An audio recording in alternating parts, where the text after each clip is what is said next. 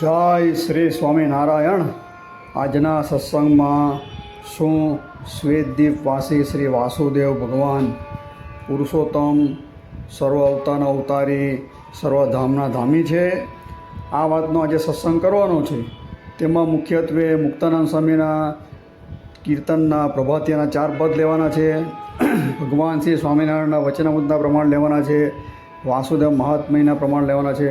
આ બધા પ્રમાણના આધારે આપણે શું શ્વેતદ્વીપવાસી ભગવાન કોણ છે તો એની સમગ્ર આજના સત્સંગની અંદર આપણે ચર્ચા કરવાની છે।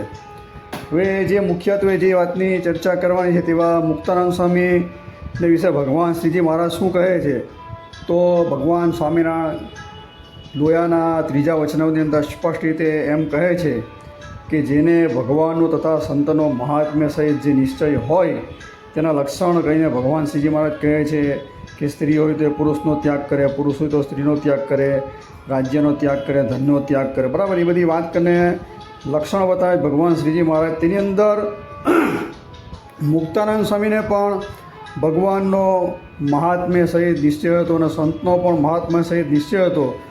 તેવા અનેક હરિભક્તોના નામની અંદર મુક્તાનંદ સ્વામીનું નામ પણ ભગવાન શ્રીજી મહારાજે લોયાના 3જા વચનોની અંદર લખેલું છે। અને ભગવાન સ્વામિનારાયણને સ્પષ્ટ રીતે જોઈએ તો ગઢડા મધ્યના પ્રકરણ જોઈએ તો એની અંદર પણ શ્રીજી મહારાજ સ્પષ્ટ રીતે એમ કહે છે કે ભગવાનના જે ધામ છે તેની અંદર પણ આ મુક્તાનંદ સ્વામીના કીર્તન ગવાય છે, બરાબર।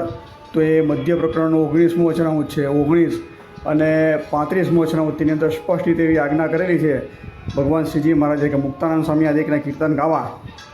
તો જેના કીર્તન આવા મહાપ્રસાદી ભૂત છે કે જેના કીર્તન ભગવાનના ધામની અંદર ગવાય છે, ધામના મુક્તો કીર્તન ગાય છે। અને ભગવાન શ્રીજી મહારાજ તો આ મધ્ય પ્રકરણના વચનામૃતની અંદર સ્પષ્ટ રીતે કહે છે કે અમે પણ કે આ બ્રહ્માનંદ સ્વામી અને મુક્તાનંદ સ્વામીના કીર્તન મુક્તો ગાતા હતા તે અમે પણ કે તાળી બજાવીને આ કીર્તન ગાવા લાગ્યા એમ કે।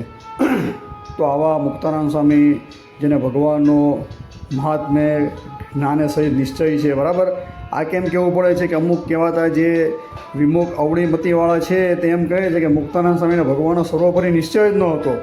એટલે આ બધી વિગતવાર તમને શાસ્ત્ર આધાર પ્રમાણે એવા ભગવાન શ્રીજી મહારાજના જ પ્રમાણ છે, બરાબર। આની આગળ કોઈ પણ આડું અવળું કરી શકે તેમ જ નથી, કારણ કે શ્રીજી મહારાજે સ્પષ્ટ રીતે આ લોયાના 3જા વચનોની અંદર કીધું છે કે મુક્તાનંદ સ્વામીને ભગવાનનો મહાત્મ્ય સહિત જ્ઞાને સહિત નિશ્ચય છે અને સંતનો પણ સાથે લખેલો છે, બરાબર। એટલે ભગવાનનો અને સંતનો મહાત્મ્ય જ્ઞાને સહિત નિશ્ચયની અંદર આ લોયાના 3જા વચનોની અંદર મુક્તાનંદ સ્વામીનું નામ છે। અને એના જેના કીર્તન ભગવાનના ધામમાં ગવાતા તેવાના નામ બ્રહ્માનંદ સ્વામીનું નામ સાથે મુક્તાનંદ સ્વામીનું નામ છે। મધ્યના 35મા વચનોમાં તો સ્પષ્ટ રીતે કીધું કે મુક્તાનંદ સ્વામી આદિકને કીર્તન કે ગાવા એમ કે। તો આવા પવિત્ર મુક્તાનંદ સ્વામીનું જે 4 પદ છે તે આપણે જોઈશું, બરાબર। એની અંદર સ્પષ્ટ રીતે મુક્તાનંદ સ્વામી આ શ્વેતદ્વીપપતિ વાસુદેવ ભગવાનને પુરુષોત્તમ શબ્દથી સંબોધે છે, પછી અંતર્યામી શબ્દથી સંબોધે છે, સર્વ અવતારના અવતારી શબ્દથી સંબોધે છે અને સર્વધામના ધામી તરીકે પણ સંબોધે છે। હવે કેટલાક કહેવાતી જે ગામઠી વાતો, બરાબર, તે વાતોની અંદર એવું પણ એક પ્રસંગ જોવા મળે છે કે ભગવાન શ્રીજી મહારાજ જે છે તે પોતાના સાધુને માટે કે ધામ જોવા માટે ગયા, તો ધામ જોતાં જોતાં બદ્રિકાશ્રમમાં ગયા ને શ્વેતદ્વીપમાં ગયા ને વૈકુંઠમાં ગયા ને ગોલોકમાં ગયા ને એમ કરીને પારાવાર આ બધા ધામની જે નિંદા કરેલી છે, બરાબર। આ વાતોની વાત કરું છું, જે વાતોને આજે ધૂળિયા સંતો બહુ અભરાઈ પેલા માથા ઉપર ચડાવે, જે વાતોને અભરાઈ પર ચડાવવાની જરૂર છે, જેમાં કોઈ પણ શાસ્ત્રીય પ્રમાણ નથી। જો કેટલો શાસ્ત્રની અંદર વિરોધાભાસ હોય ત્યાં તમને બધા પ્રમાણ આપીશ। તો આ વાતોની અંદર એવું સ્પષ્ટ રીતે આ લોકો લખે છે કે શ્વેતદ્વીપની અંદર ભગવાન ગયા ત્યાં કે જોયું તો દરિયાનો અવાજ આ તે, એટલે ભગવાનને કે આ ધામ કે સંતો માટે પસંદ ન પડ્યું એમ કહીને પછી આગળના ધામોની નિંદા કરે છે। એટલે પારાવાર નિંદા દરેક ધામોની કરે છે, ધામના જે અધિપતિ તેની નિંદા કરવામાં આવી, તેના મુક્તોની નિંદા કરવામાં આવી છે। એટલે ભગવાન શ્રીજી મહારાજે સ્પષ્ટ રીતે શિક્ષાપત્રી શ્લોક 29ની અંદર કહ્યું છે કે જે શાસ્ત્રને વિશે શ્રી કૃષ્ણ ભગવાન તથા શ્રી કૃષ્ણ ભગવાનના વહારાદિક અવતાર તેની યુક્તિ કરીને ખંડન કર્યું હોય તેવા શાસ્ત્ર ક્યારે માનવા પણ નહીં અને સાંભળવા પણ નહીં। એટલે આવી વાતો છે તેની અંદર ફક્ત ને ફક્ત ભગવાનના અવતારોનું ખંડન, તેના ધામનું ખંડન, તેમના શાસ્ત્રનું ખંડન, તેમના ભક્તોનું ખંડન, બરાબર, તેમના અધિપતિનું ખંડન, આવા જે વાતો છે એ ક્યારે પણ ભગવાનને કે તે નંદ સંતોને પ્રિય છે જ નહીં। એનું નામ દઈને કોઈ આસુરી તત્વોએ બનાવી દીધેલી છે। તો આ ધામની જે વાત કરે છે, આ ધામના શ્વેતદ્વીપની અંદર નહીં કે અવાજ દરિયાનો થયો અને ભગવાનને આ ધામ પસંદની એવી બધી વાત કરે છે. તો શ્રીજી મહારાજ તો સ્પષ્ટ રીતે લોયાના 14મા વચનોની અંદર કહે છે કે અમને કે જેવું બદ્રિકાશ્રમ અને શ્વેતદ્વીપ ધામ પ્રિય છે તેવું બીજું કોઈ પ્રિય જ નથી આ લોકની અંદર, એવું લખેલું સ્પષ્ટ રીતે. શ્રીજી મહારાજ તો આ લોયાના 14મા વચનોની અંદર સ્પષ્ટ રીતે બદ્રિકાશ્રમ અને શ્વેતદ્વીપને પોતાને પ્રિય ધામ બતાવે છે. એકાદશીના વચનોની અંદર જોઈએ તેની અંદર પણ કહે છે કે જેમ નિરંતર મુક્તો ભગવાનને એમ કહેવું છે ભજન ભક્તિ કરે તે પ્રમાણે આપણે પણ કે નિરંતર નહીં કે ભક્તિ કરવી, એમ કે એવી વાત કરે. લોયાનું 7મું વચન જોઈએ તો ભ્રમરૂપે થઈને જ ભગવાનની ભક્તિ કરવી. જ્યાં લગીન ભ્રમરૂપ થયો નથી ત્યાં લગીન ભક્તિ કરવાનો અધિકાર નથી. આવી વાત કરીને ભગવાન શ્રીજી મહારાજ આગળ કહે છે કે ભક્તિ એટલે શું, તો ત્યાં સ્પષ્ટ રીતે કહે છે કે જેમ શ્વેતદ્વીપવાસી નિરંતર મુક્ત છે તે ભગવાન શ્રી વાસુદેવની ચંદન પુષ્પાદિકે કરીને જેમ પૂજા અર્ચના કરે છે તેવી રીતે આપણે ભગવાનની ભક્તિ કરવી. સ્પષ્ટ રીતે ભગવાન શ્રીજી મહારાજ કહે છે કે શ્વેતદ્વીપવાસી જે નિરંતર મુક્ત ભગવાન શ્રી વાસુદેવ છે તેનું જેમ ચંદનથી અર્ચન પૂજન કરે છે, પુષ્પ ફળ ફલાદિક જે ભગવાનને અર્પણ કરે છે એ પ્રમાણે કે આપણે ભગવાનની ભક્તિ કરવી એવું તો સ્પષ્ટ રીતે આ લોયાના 7મા વચનોની અંદર ભગવાન કહે છે. એટલે આ બધી વાતો જે છે તે તો ફક્ત ને ફક્ત મુમુક્ષુને ધોરી માર્ગમાંથી જે કલ્યાણનો ધોરી માર્ગ છે તેમાંથી પાવાના પ્રયાસ કરી રહ્યો છે. માટે આવી વાતો કલ્પિત વાતો કોઈ માનવી નહીં, બરાબર.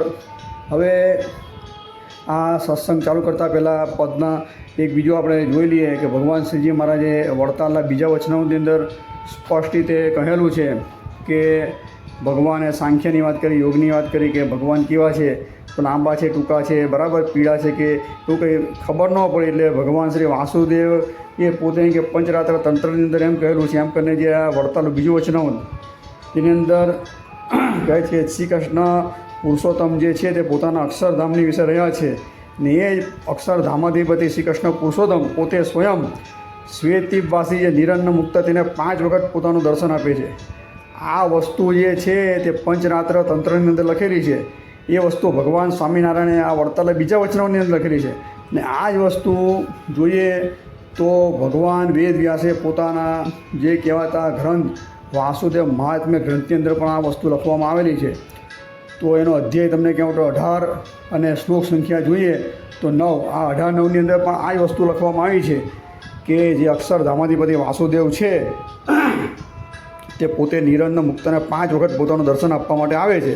તો આ વાતોની અંદર એમ કહેવામાં આવેલું છે કે સંતોને માટે આ ધામ યોગ્ય નથી, અવાજ દરિયો અવાજ કરે, ફૂફાળા મારે, આ કરે, એટલે અહીં કે ભજન ભક્તિ કરવાની કે હું સુગમતા નથી. આ બધી જે વાત કરે તે વાહિયાત વાત છે.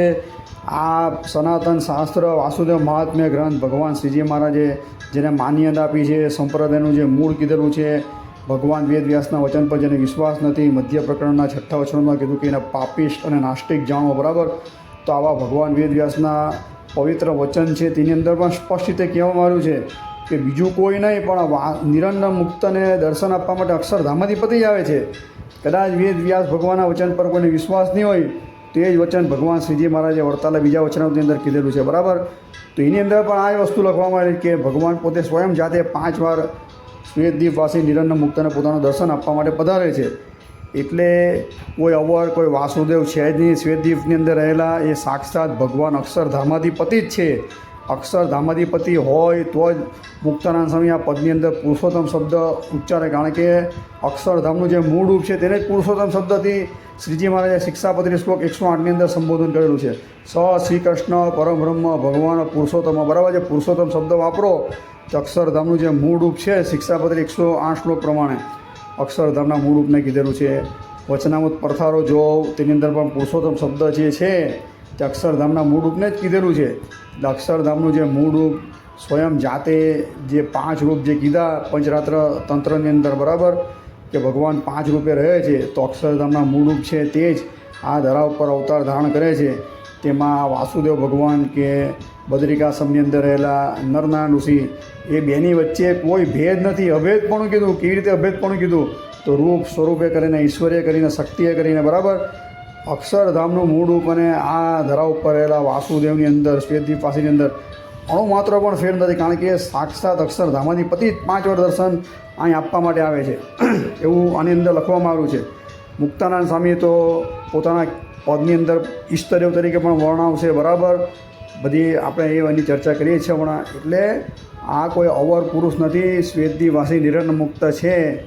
તો જ ભગવાન શ્રીજી મહારાજ આ લોયાના 7મા વચનોમાં કહે ને કે ભક્તિ એટલે શું, એમ કે તો આ શ્વેતદીપવાસી નિરંજન મુક્ત જે પ્રમાણે ભક્તિ કરે છે વાસુદેવ ભગવાનની, તેવી રીતે ભક્તિ કરવી બ્રહ્મરૂપે થઈને. પણ અમુક જે કહેવાતા વિમુખ બંડિયા જ્ઞાન ધરાવનારા ઓલા મારે છે, બરાબર, ધામના ખંડન કરીને કે આપણે તો અક્ષરરૂપ થઈને કે બ્રહ્મરૂપે થઈને ભગવાનની ભક્તિ કરવી, એને આ ખાસ લોયાનું 7મું વચનામૃત વંચાવો, બરાબર, કે આ તમે જે બ્રહ્મરૂપ થઈને અક્ષરરૂપે થઈને જે આ લોયાના આગળના વચનામૃતની અંદર 14મા વચનામૃતની અંદર કે 13મા વચનામૃતની અંદર આ વાત કરેલી છે, સોરી માફ કરજો, 12મા કે એવા વચનામૃતની અંદર જે વાત કરેલી છે સવિકલ્પની અને નિર્વિકલ્પના જે ભેદની 6 ભેદની અંદર, જેમાં ઉત્તમ નિર્વિકલ્પ ભેદની વાત કરે છે, તો એણે ખાસ આ વાંચી લેવું, બરાબર, કે બ્રહ્મરૂપ થયો ત્યાં પણ ભગવાનની ભક્તિ કરવી, બરાબર. તો જ એને ભક્તિનો અધિકાર, પણ કેવી ભક્તિ કરવી, તો જે નિરંજન મુક્ત કરે તેવી ભક્તિ કરવી, બરાબર. એટલે કાંઈ આમાં ભગવાનના ધામમાં કે એના અધિપતિની અંદર કે મુક્તોની અંદર કાંઈ ભેદ નથી. હું તમને વાસુદેવ મહાત્મ્યના પ્રમાણ આપીશ કે નિરંજન મુક્ત કોણ છે, એ ધામ કયું છે, કાં એટલે આ ધરાની ઉપર દિવ્ય ધામ જ છે, બરાબર. તો પહેલાં એની સ્પષ્ટતા કરી લઈએ. વાસુદેવ મહાત્મ્ય ગ્રંથ છે, તો તેની અંદર ભગવાનનું જે અક્ષરધામ છે, બરાબર, તેને જોવા માટે નારદજી એકવાર એને ઈચ્છા થાય છે. તો ભગવાન નરનારાયણ દેવની અસીમ કૃપાથી તેઓ શ્રી પોતે સિદ્ધ હોવાથી સદેહ જાય છે. ત્યારે મેરુ પર્વત ઉપર જોઈ છે તો જે ક્ષીરસાગરના તટે આવેલું આ જે દિવ્ય જે શ્વેતદીપ ધામ તે નારદજીની નજરમાં આવ્યું. આ કોઈ કલ્પિત વાત નથી, બરાબર. આ વાસુદેવ મહાત્મ્ય ગ્રંથની અંદર લખવામાં આવ્યું છે. તમને અધ્યાય પણ કહું, 4થો અધ્યાય છે અને શ્લોક સંખ્યા કહું તો 8 થી 16. આની અંદર શ્વેતદીપનું વર્ણન કરવામાં આવ્યું છે અને શ્વેતદીપવાસી નિરંજન મુક્ત તેના શરીરનું પણ વર્ણન કરવામાં આવ્યું છે. ખાસ શ્રદ્ધાળુઓએ વાંચજો, બરાબર. શ્વેતદીપ ધામ છે તે ભગવાન શ્રીજી મહારાજને પણ પ્રિય છે, બરાબર. એટલે એને આ વાતો વાંચનારો છે તેની જે નિંદા કરે છે, તો ભગવાનના ધામની નિંદા કરનારની નારકી ગતિ થાય છે, એ નિર્વાદ બાબત છે. તો નારદજીએ આ શ્વેતદીપ દિવ્ય આ ધરા ઉપર આવેલું આ લોક એટલે આ પૃથ્વી ઉપર આવેલું દિવ્ય ધામ છે, જેને સામાન્ય માણસ પોતાની આ ચક્ષુથી જોઈ શકતા નથી, કે પોતાની આ જે ઇન્દ્રિય એટલે પોતાની આંખ આદિકથી એનો અનુભવ કરી શકતા નથી. આ ધરા ઉપર 2 ધામ દિવ્ય છે, એક બદ્રિકાશ્રમ અને આ શ્વેતદીપ ધામ. તો ભગવાનની કૃપાથી નારદજીને આ દિવ્ય શ્વેતદીપ ધામના દર્શન થયા. કેવું છે શ્વેતદીપ ધામ, તો તેનું વિસ્તારથી વર્ણન કરેલું છે. અંદર કયા તો અતિ સુંદર કંઈ કે દિવ્ય કે બેટ છે, દ્વીપ જે કહીએ, તેની અંદર તેજ દેખાઈ રહ્યું છે, ચારે બાજુ તેજના ફુવારા, બરાબર.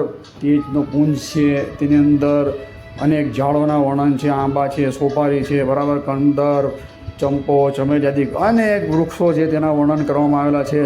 અને આ ધામની અંદર કે સાક્ષાત જે કહેવાતા એમ કે નિરંજન મુક્તો છે તેની વાત કરવામાં આવી છે. અમુક નિરંજન મુક્ત છે તેના શરીરનો એટલે વપુનો વર્ણ શ્વેત એટલે કે સફેદ છે, તો કોઈનો શ્યામ એટલે કે નવીન મેઘ સમાન શ્યામ કીધેલો છે, કોઈ 2 ભુજવાળા 2 હાથવાળા, કોઈ 4 ભુજાવાળા, બરાબર. આ નિરંજન મુક્ત છે, તેના શરીર દિવ્ય કીધા. આ લોકના જે મનુષ્ય છે તેના જેવા માઇક ચક્ષુ ઇન્દ્રિયાદિક એના અવયવ નથી, એમ કે 6 ઉર્મિથી એમ કે પર એના જે છે દિવ્ય વપુ કીધા, બરાબર. એને ભૂખ નથી લાગતી, તરસ નથી લાગતી, જરા મૃત્યુનો એને ભય નથી, બરાબર. તેના શરીરમાંથી કોઈ પસીનાદિક દુર્ગંધ નથી આવતી, દિવ્ય એના શરીરમાંથી સુગંધ આવે છે. આવા નિરંજન મુક્ત છે તેનું વર્ણન પણ આ વાસુદેવ મહાત્મ્ય ગ્રંથ 4થો અધ્યાય તમને વાત કરી.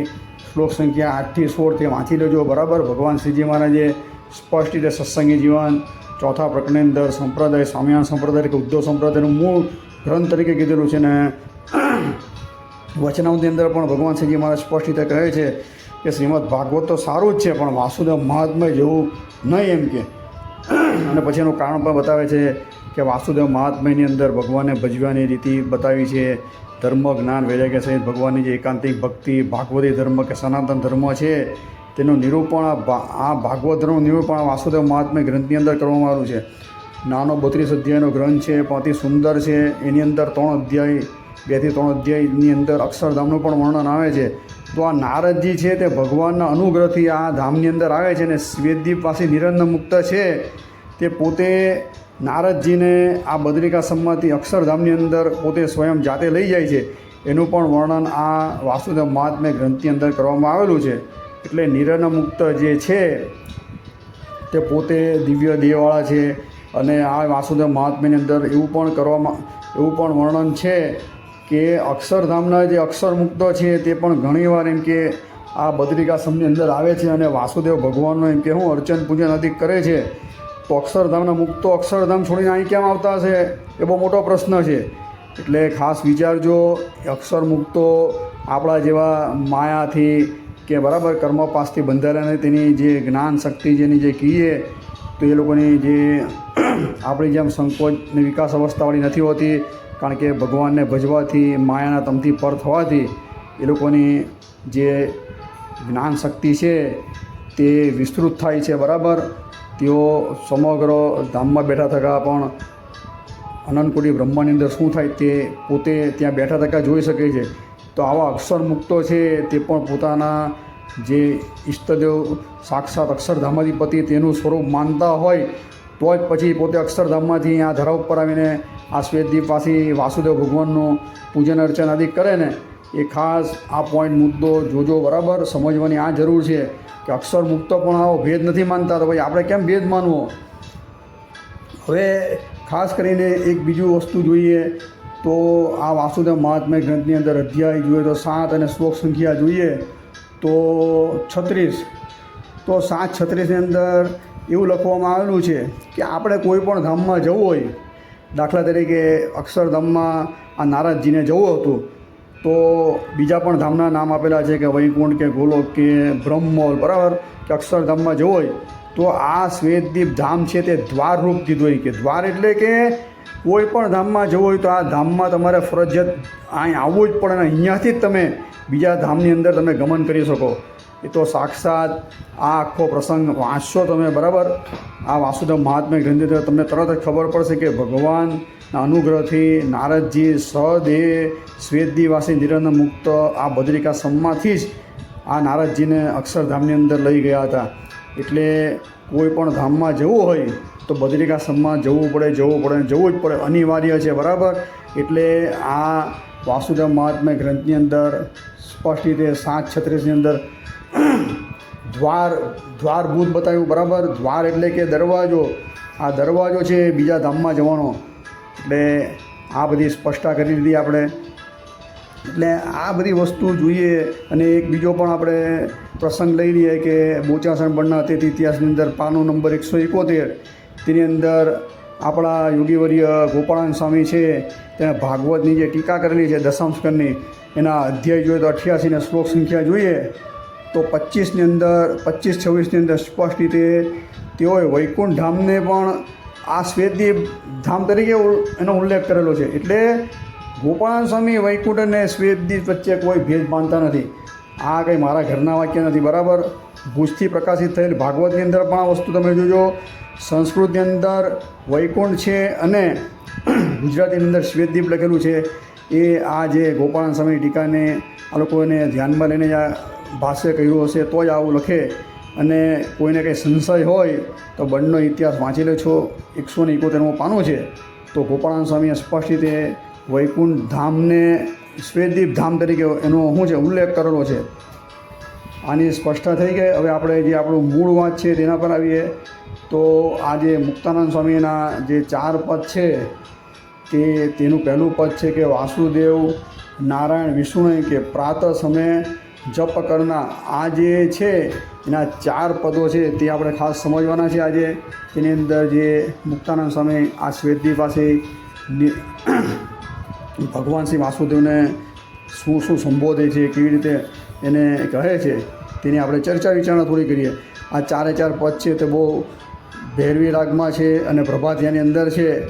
તો દરેક મુમુક્ષુએ ખાસ આ 4 પદ વાંચવા, ગાવા, વિચારવા. કારણ કે મુક્તાનંદ સ્વામી જેવા જે નારદજીનો જ અવતાર કહેવાય, આ જે નારદજી હતા તે જ બરાબર વાસુદેવ મહાત્મ્યની અંદર આ શ્વેતદ્વીપવાસી નિરંજન મુક્ત તેની સાથે અક્ષરધામમાં ગયા હતા. એટલે અક્ષરધામની અંદર પણ નિરંજન મુક્ત જાય છે અને નારદજી જેવા પણ જાય છે. બાકી આ અમુક માણસો તો હોલા મારે છે કે આ કોઈના કલ્યાણ થયા નથી, કોઈને સપનામાં પણ અક્ષરધામ આવતું નથી ને બધી જે વાહિયાત વાતો કરે છે, આ બધા આના ખંડન થઈ જાય છે. જો આપણે ખરેખર ભગવાન શ્રીજી મહારાજને આપણા ઈષ્ટદેવ માનતા હોય તો ભગવાન શ્રીજી મહારાજે જે શિક્ષાપત્રીની અંદર, વચનામૃતની અંદર અને સત્સંગી જીવનની અંદર 8 અભિષ્ટ જે છચ્ચાસ્ત્ર કીધા તેની અંદર વાસુદેવ મહાત્મ્ય ગ્રંથને પણ શ્રીજી મહારાજે જે માન્યતા આપી છે અને સ્પષ્ટ રીતે શિક્ષાપત્રીમાં કહ્યું છે કે જે શિષ્ય પોતાના હિતને ઈચ્છતા હોય તેને આ છચ્ચાસ્ત્ર ભણવા અને ભણાવવા, તેની કથા વાર્તા કરવી. તો આવા દુર્લભ એક હું સનાતન ધર્મનું નિરૂપણ કરનાર વાસુદેવ મહાત્મ્ય ગ્રંથ અવશ્ય વાંચવો. તેની અંદર રહેલું આ બધું રહસ્ય આપણે ખબર પડે. આવી બધી ગ્રામ્ય વાર્તા વાંચશો, કાલ્પનિક વાતો કે જેનું કંઈ વજૂદ જ નથી, એ ખાસ કરીને નંદ સંતો ગુણાતીતાનંદ સ્વામી અને ગોપાળાનંદ સ્વામીને બધાના નામે આ લોકોએ ઠોકી બેસાડેલી છે. ખરેખર એ લોકોની વાતો છે જ નહીં. ઘણી વારની ચર્ચા કરી એટલે આપણે ઊંડા ઉતરતા નથી. તો આ મુક્તાનંદ સ્વામી આ કીર્તનની અંદર સ્પષ્ટ રીતે શ્વેતદ્વીપ પછી વાસુદેવને પોતે ભગવાનને શિર પર ધારવાનું કહે છે. પછી કહે છે કે જો આવા વાસુદેવ ભગવાનનો આશરો હોય તો પછી અહીં કે કાળ કર્મ માયા આદિ કંઈ કે હું એ જખ મારે એવા શબ્દો પણ વાપરેલા છે. શું કરે મને એમ કે, એટલે કાંઈ કશું નહીં કે કોઈનું સામર્થ્ય પણ રહેતું જ નથી. જો ભગવાન વાસુદેવ શ્વેતદ્વીપ પછી વાસુદેવનો જો આપણે શરણ સ્વીકારીએ, આશરો સ્વીકારીએ, એને આપણે શિર પર ધારીએ તો કાળ કર્મ અને માયા બરાબર બધા જખ મારે એવા શબ્દો વાપરેલા છે આમાં મુક્તાનંદ સ્વામીએ. પહેલા પદની વાત કરું છું અને બીજા પદમાં પણ આવો અનેરો મહિમા કહેવામાં આવેલો છે. શ્વેતદ્વીપપતિ જે વાસુદેવ ભગવાન છે તેને પુરુષોત્તમ શબ્દથી આની અંદર સંબોધન કરેલા છે. પુરુષોત્તમ કોણ છે એ તો મેં તમને આગળ વાત કરી દીધી બરાબર. અને ત્રીજા પદની અંદર તો સ્પષ્ટ રીતે શ્વેતદ્વીપપતિ જે વાસુદેવ ભગવાન છે તેને અમારા એક ઈષ્ટદેવ છે એમ કરીને વાત લખેલી છે. પોતાના ઈષ્ટદેવ તરીકે મુક્તાનંદ સ્વામી કહે છે. હવે મુક્તાનંદ સ્વામી તો ભગવાન શ્રીજી મહારાજના બરાબર સાથે રહેનારા હતા. ભગવાન શ્રીજી મહારાજ જ્યારે પહેલી વાર લોજની અંદર આવે છે ત્યારથી શ્રીજી મહારાજનો એને મેળાપ થાય છે. અને શ્રીજી મહારાજ ધામમાં ગયા પછી 1.5 માસ રહીને ગઢપુરની અંદર તેઓ શ્રી ધામમાં જાય. એટલે કે શ્રીજી મહારાજની સાથે સત્સંગની અંદર કોઈ સાવ નજીકથી રહ્યું હોય તો મુક્તાનંદ સ્વામી છે. મુક્તાનંદ સ્વામીએ સૌથી વધારે સવાલ વચનામૃતની અંદર પૂછેલા છે. સત્સંગી જીવનમાં પણ જોઈએ તો જે તત્વ નિર્ણયના મોટે ભાગના જે સવાલો છે, પ્રશ્ન પૂછનાર જે મુક્તાનંદ સ્વામી જ છે. તો આવા મુક્તાનંદ સ્વામીને ભગવાનનો જે પરિપક્વ નિશ્ચય રોયાના ત્રીજા વચનામૃત પ્રમાણે હતો તો એ એમ કહેતા હોય કે શ્વેતદ્વીપપતિ જે વાસુદેવ ભગવાન છે તે તો અહીં કે અમારા શું છે ઈષ્ટદેવ છે, એમ કે સુખકારી પણ કીધા બરાબર આ શ્વેતદ્વીપપતિ વાસુદેવ ભગવાનને. અને ચોથા પદની અંદર પણ એ પ્રમાણે વાત કરેલી, એમાં બહુ નામી શબ્દ ઉમેરેલો છે ઈષ્ટદેવ સુખકારી કરી. અને પછી છેલ્લે તો હદ કરી નાખી મુક્તાનંદ સ્વામીએ. સ્પષ્ટ રીતે કહે છે કે આ જે શ્વેતદ્વીપવાસી વાસુદેવ ભગવાન છે તે તો અંતર્યામી છે, સર્વે અવતારના અવતારી છે, સર્વે ધામના ધામી છે. આવી રીતે કરીને મુક્તાનંદ સ્વામી પોતાએ કીર્તનની પૂર્ણાહુતિ કરે છે. બહુ આપણે રાગ રાગીને એમાં છણાવટ કરી નથી કારણ કે વિડીયો લાંબો થાય ને એવો આપણી પાસે એવો કોઈ એવો સારો કંઠ પણ નથી. કોઈ સારું કોઈ ગાતું હોય સારા રાગની અંદર તો આ 4 પદ ગાય તો ભગવાન રાજી થાય, મુક્તાનંદ સ્વામી રાજી થાય. અને અંદર રહેલા જે શબ્દ છે તે ખાસ પકડવાની જરૂર છે. આની અંદર સ્પષ્ટ રીતે આ જે ચોથા પદની અંદર મુક્તાનંદ સ્વામી શ્વેતદ્વીપવાસી જે વાસુદેવ ભગવાન છે તેને સર્વ અવતારના અવતારી બરાબર, સર્વે ધામના ધામી, પુરુષોત્તમ બરાબર, અંતર્યામી આવા બધા શબ્દથી આ 4 પદની અંદર સંબોધન કરેલા છે. એટલે શ્વેતદ્વીપવાસી કોઈ અવર નથી, ઈષ્ટદેવ તરીકે પણ કીધેલા છે. હવે એના ઈષ્ટદેવ ભગવાન શ્રીજી મહારાજ હતા બરાબર મુક્તાનંદ સ્વામીના, તો ભાઈ અહીં કેમ શ્વેતદ્વીપવાસીને કીધા? એટલે આ બધું અભેદપણું છે. જે પંચરાત્ર શાસ્ત્ર જાણે, પંચરાત્ર તંત્રને જે ભણે, ભગવાને કીધું પ્રથમના 52 વચનો વર્તાલા બીજા વચનોની અંદર કે 4 શાસ્ત્ર કરીને જે ભણે તેને જ ભગવાનમાં શું છે પરિપૂર્ણ નિશ્ચય થાય. તેમાં સાંખ્ય, યોગ, વેદાંત ને પંચરાત્ર જે પંચરાત્ર તંત્ર છે તો એને પણ સંપૂર્ણ રીતે જો ભણીએ તો જ ભગવાનનો પરિપક્વ નિશ્ચય થાય. તો આવા પંચરાત્ર તંત્રની અંદર આ બધી વસ્તુ કીધેલી છે કે ભગવાનના પાંચે પાંચ રૂપો છે તે અભિન્ન છે, જુદા જુદા નથી. આજે લોકો ભેદ વૃત્તિમાં બહુ માને છે, તેમાં ખાસ કરીને જે જાડું લુગડું પહેરી અને જે સંપ્રદાયથી બહિર્મુખ થયેલા તેની જ જ્ઞાન ધીરે ધીરે આ સંપ્રદાયની અંદર પણ બહોળો પ્રચાર આ લોકો કરતા થઈ ગયા છે. આવા જે પદો છે તે તો એ લોકોની કીર્તનાવલીમાં જોવા પણ નથી મળતા. દૂર દૂરથી એ લોકો આને નમસ્કાર કરીને ત્યાગ કરી નાખે છે, કારણ કે એ લોકોની સર્વોપરી ઉપાસના છે તે નાશ પામે છે. હું એમ કહું કે ભગવાન સ્વામિનારાયણ જેને સર્ટિફિકેટ આપેલું છે કે આ મુક્તાનંદ સ્વામીના કીર્તન ભગવાનના ધામની અંદર ગવાય છે, બરાબર, એ જ ભગવાન આપણે જેને સર્વોપરી સર્વ અવતારના અવતારી કહીએ છીએ, બરાબર, સર્વે કારણાકાર જે કહીએ ભગવાન શ્રીજી મહારાજ, એણે મધ્ય પ્રકરણના 35મા વચનોમાં કીધું કે મુક્તાનંદ સ્વામી આદિકને કીર્તન ગાવા સાંભળવા. એ મુક્તાનંદ સ્વામી જો આ કીર્તનની અંદર કહેતા હોય આવી વસ્તુ તો આપણે માનવી જ જોઈએ અને માનવી જ પડે. નહીં માનીએ તો આપણે ક્યારેય પણ અક્ષરધામની અંદર નહીં જઈએ, બરાબર. અક્ષરધામ સપનામાં પણ ન દેખાય. આ નિર્વેદ બાબત છે. ભગવાનનો નિશ્ચય સર્વોપરી આ જ નિશ્ચય છે, બરાબર. તમે ભેદવૃત્તિ રાખશો તો ક્યારે પણ ભગવાન રાજી નહીં થાય. મુક્તાનંદ સ્વામી જેટલા ભગવાનને નજીકથી ઓળખતા હતા એટલા બીજા કોઈ સંતો ઓળખતા નહીં હતા, બરાબર. તેની અંદર બીજા મુક્તાનંદ સ્વામી સાથે આપણે ખાસ કરીને જોઈએ તો નિત્યાનંદ સ્વામી છે, ગોપાળાનંદ સ્વામી છે, સુકાનંદ સ્વામી છે, બ્રહ્માનંદ સ્વામી છે, પ્રેમાનંદ સ્વામી છે, સતાનંદ સ્વામી છે. આ બધા શ્રીજી મહારાજની પહેલી હરોળના સંતો હતા અને તેઓમાં ગુણાતીતાનંદ સ્વામી પણ આવી જાય, બરાબર. અમુક માણસો કે અમારા ગુણાતીતાનંદ સ્વામી તો મહાન હતા, શ્રીજી મહારાજના નંદ સંતો માયલા હતા અને આજ્ઞાપાલક હતા, એવું શ્રી હરિચરિત્રમની અંદર લખેલું છે. કાનો માત્ર ભગવાનની આજ્ઞા લોપતા નહોતા અને એણે રાધારમણ દેવનો પ્રચાર પણ કરેલો હતો, બરાબર. 35-37 વર્ષ લગી એની રીતે ઘણી વાર વાત કરી. એટલે આવા બધા જે પ્રથમ હરોળના જે નંદ સંતો હતા જેમાં મુક્તાનંદ સ્વામીનું આગવું સ્થાન હતું. શ્રીજી મહારાજ મુક્તાનંદ સ્વામીને ગુરુ સ્થાને માનતા હતા. તો આવા મુક્તાનંદ સ્વામી જેને નારદજીનો અવતાર મંજુ કેશાનંદ કાવ્યની અંદર નંદમાળાની અંદર મંજુ કેશાનંદ સ્વામીએ લખેલું છે. તો આવા નારદજીનો અવતારરૂપ મુક્તાનંદ સ્વામી જે હતા તેણે જ્યાં 4 પદની અંદર શ્વેતદીપપતિ વાસુદેવને પોતે સર્વોપરી સર્વ અવતારના અવતારી, બરાબર, ધામના ધામી પુરુષોત્તમ શબ્દથી સંબોધેલા છે. તે સર્વ વસ્તુ આ તમે વળતાલું બીજું વચન વાંચજો કે આ વાસુદેવ મહાત્મ્યનું, બરાબર, આ 18મો અધ્યાય તમને કીધો, શ્લોક 9 કીધો, તે વાંચો, વિચારો તો તમને ખબર પડે કે આ કોઈ અવર નથી, એક જ છે. અક્ષરધામાધિપતિ સ્વયં જાતે અહીં રહ્યા છે વાસુદેવ રૂપી અને પોતે 5 વાર દર્શન આપવા માટે અહીંયા શ્વેતદીપની અંદર આવે છે. એટલે ભગવાન શ્રીજી મહારાજને તો લુયાના 14 પ્રમાણે આ શ્વેતદીપ ધામ પણ પ્રિય હતું. જ્યારે આ વાતોની અંદર આ ધામને ઉતારી પાડવાના બહુ પ્રયાસ કરે છે. મોક્ષોની અંદર ખોટી એવી બ્રાહ્મણિક માન્યતા ઉત્પન્ન કરે છે કે દરેક ધામ ખરાબ છે ને ફક્ત અક્ષરધામ જ સારું છે. આ તો બહુ ખોટી માન્યતા છે, ભૂલ ભરેલી માન્યતા છે. આપણા નંદ સંતો અને શ્રીજી મહારાજે એના વચનામૃતાદી ગ્રંથો વાંચીએ તો આ બધી વસ્તુ ભૂલ ભરેલી છે. શિક્ષાપત્રીની અંદર તો ગોલોક ધામના રહીને શ્રી કૃષ્ણ ભગવાનની સેવા કરીએ મુક્તિ માનેલી, બરાબર. ગોપીઓનું ધામ પણ પ્રથમનું આપણે 42મું વચનામૃત વાંચીએ તો અક્ષરધામ કીધેલું છે. એવા તો કેટલા પ્રમાણો છે કે તમે જે ધામના ભેદ પાડશો તે ક્યારે પણ શક્ય છે જ નહીં. એનો કોઈ તાળો મળતો જ નથી. સમાધિ પ્રકરણની અંદર ધામ જુદા બતાવ્યા, પણ ધામની અંદર રહેલા જે મુક્ત છે તે એક જ બતાવ્યા. કયા કયા મુક્ત તેના નામ પણ લખેલા છે કે ભાઈ રાધા છે, લક્ષ્મી છે, નંદ છે, સુંદન છે, શ્રીદામા છે, આદિક નામ લખેલા છે. ધામ ભલે અલગ બતાવ્યા ભગવાને, એની તો આપણે ઘણીવાર ચર્ચા કરી કે આ ધરાની ઉપર જોઈએ તો બદ્રિકાશ્રમ છે, શ્વેતદીપ છે, બરાબર. અને આ 14 લોકની માહેલું એક રમા વૈકુંઠ નામનું પણ એક ધામ રહેલું છે. અને જે મહાવૈકુંઠ છે તે તો અષ્ટાવરણની બહાર છે. એ વૈકુંઠ કહો, ગોલોક કહો, અને ગોલોકની મધ્ય એક અક્ષરધામ આવેલું છે.